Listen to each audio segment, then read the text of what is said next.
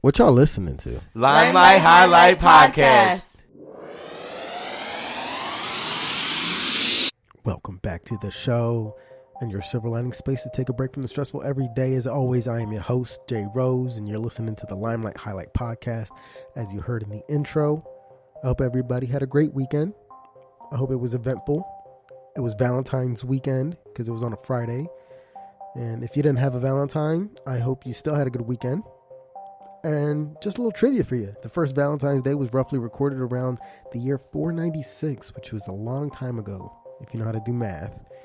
Needless to say, it's been around for a long time. And I grew up in Catholic school. Not grew up, but 12th to 8th grade, kindergarten, or whatever. Since I was really young, till 8th grade, I was in Catholic school. And while growing up, I was taught that Valentine's Day is celebrated in the middle of February to honor the anniversary of St. Valentine's death. But like many holidays we celebrate, this is one of those that comes from the pagan celebration of Lupercalia. Pretty sure I said that right. But just like many of our other celebrations back in the day, the Christian church decided to put St. Valentine's feast day in the middle of February to Christianize the pagan celebration. Lupercalia is on February 15th and was a fertility festival dedicated to the Roman god of agriculture named Faunus, which would explain why it's all about love and procreation and stuff. But just a little history for y'all. I thought that was interesting. Before we get into anything further, I just wanted to make sure you were all up to date with the upcoming events, such as Feed the Block, happening this month on the 25th, which is the last Tuesday of the month, where the Block Gives Back goes out of their way to feed those in need. And April's right around the corner, so be on the lookout for their 4 blocks in 4 weeks event. More to come on that later on. So on to the show. So we just covered the agricultural god, the Faunus. So this kind of plays really good into that. Lately, I've been listening and reading about how the environment is both recovering in some areas as well as being more destroyed in others. You know, kind of up and down as always. Regardless of how you feel or what you believe or what you think, I think it's safe to say that anything we can do to improve our situation with the environment can only be good. And one of the topics I've been hearing and reading about lately is that our population will near 10 billion people on Earth in a few years, and how we're going to have to find creative ways to feed everybody, along with how our soil is being degraded, that we're only going to have a limited amount of harvests left. How they're counting that, I think it's like 6 harvests or something, or 60. I don't know the actual number, but how they're counting it and coming up with this information is not really, it's beyond my understanding, but it's still a problem that is of concern. And in my limited fact-checking skills, I've seen science articles and websites stating how this is inaccurate, that we're fine, and some saying that, you know, the complete opposite, where this is the our agricultural Armageddon is what they're calling it. Regardless of the outcome, it's something that we need to and should address and try to improve rather than let it go to the wayside before it becomes too late. So that's the problem, or the foreseeable problem. And now looking up these articles, I came across one that seemed pretty promising to the sense of fixing this problem, or at least coming up with some type of solution for it, improving the problem.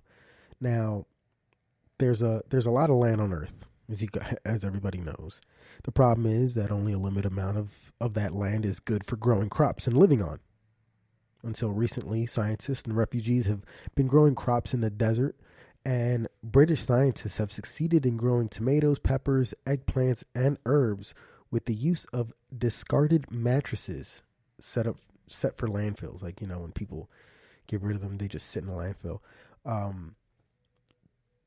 This kind of brought a really good attention to my eyes because, I mean, one of the biggest things, you didn't hear me wrong. I said they're growing tomatoes, peppers, and eggplants in the desert. They're growing crops in the desert. And here's a little more information on that. The unique system was tested out in a refugee camp in Jordan. For people who don't know where Jordan is, it's in the Middle East. Very dry, very deserty. And this could be placed in every shelter in the world, which would help millions of people thrive in barren landscapes. Foam mattresses that get discarded pretty frequently after being used, and scientists from the University of Sheffield in the UK have been developing this kind of foam soil in their lab in hopes of using these discarded bed material as usable soil for crops. And they're calling this project Desert Garden.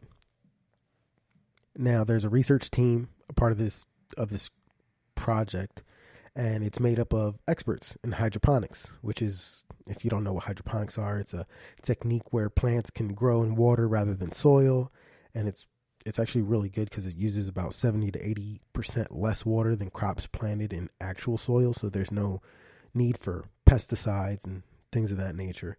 And I'm going to just read you a little quote from the article, and it goes like this. The article reads, "In the first trial of its kind, the researchers worked with a group of Syrian refugees at the Zaatari camp, which serves as a shelter to many who are already experienced farmers themselves," which I'm sure that makes the process work a lot more smoothly. They showed the study participants how to fill waste containers from around the camp with mattress foam and carefully balanced nutrient solution. Seedlings were then planted straight into the foam so it could support the root as the plant grew.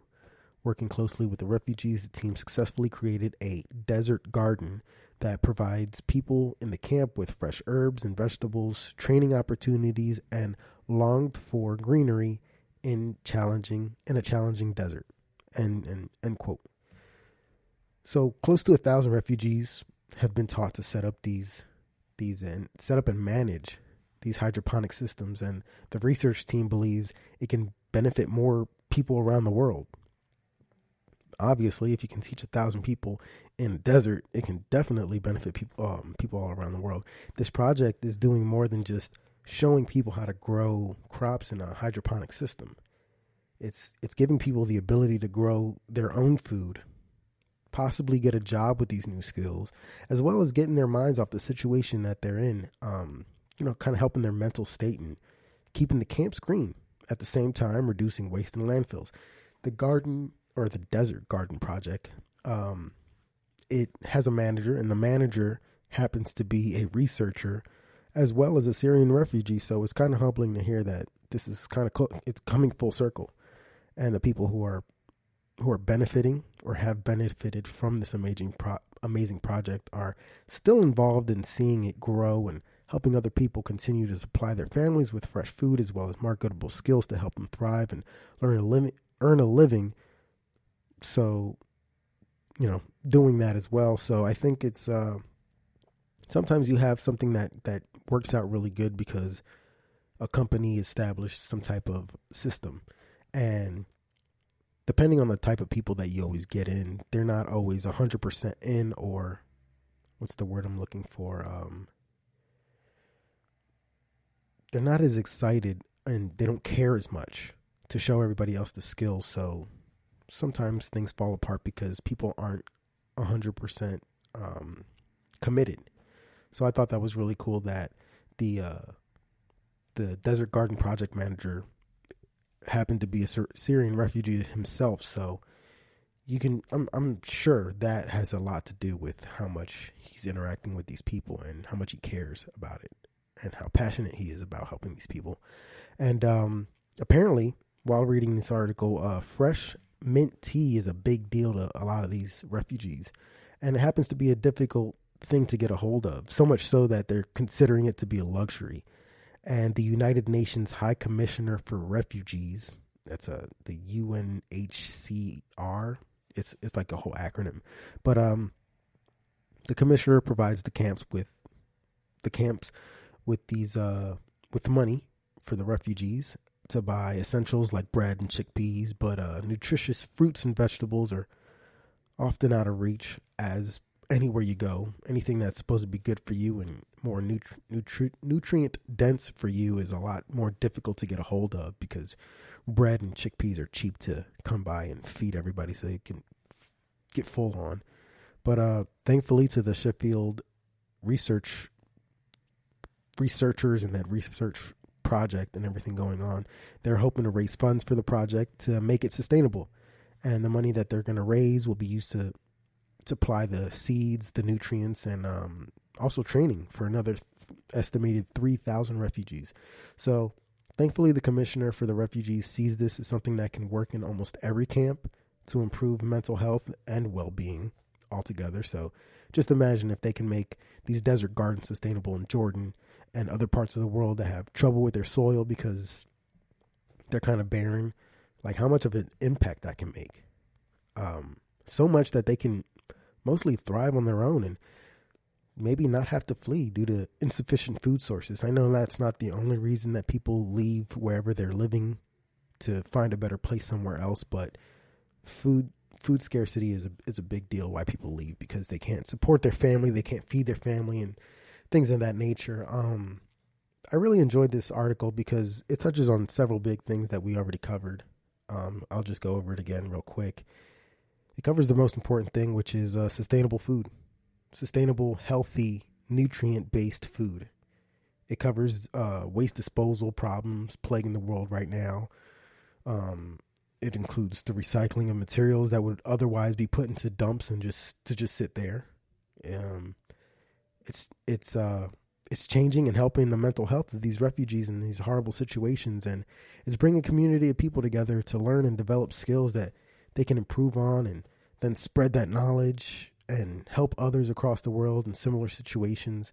I know I said they're estimating to train another 3,000 refugees. Like, can you just imagine the 1,000 refugees going off into different parts of the world to just spread this knowledge like a wildfire? I mean, I think the potential for this thing is crazy. And last but certainly not least, these skills that the refugees are learning can play a huge part in their lives when they eventually settle into a more permanent and hopeful better situation where they can gain employment and earn a living wage, hopefully earn a living wage to do something that not many people know how to do.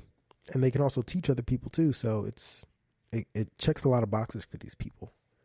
This is one of them stories that opens your minds to the things that are still going on today that we don't really hear much in the news because it's not affecting our daily lives. I know I said this before in the podcast where you don't really pay attention to things that don't directly affect you. So, and I'm just speaking from my point of view. I don't know. I mean, I know there are people like me that are just going about their day normal, their normal daily lives.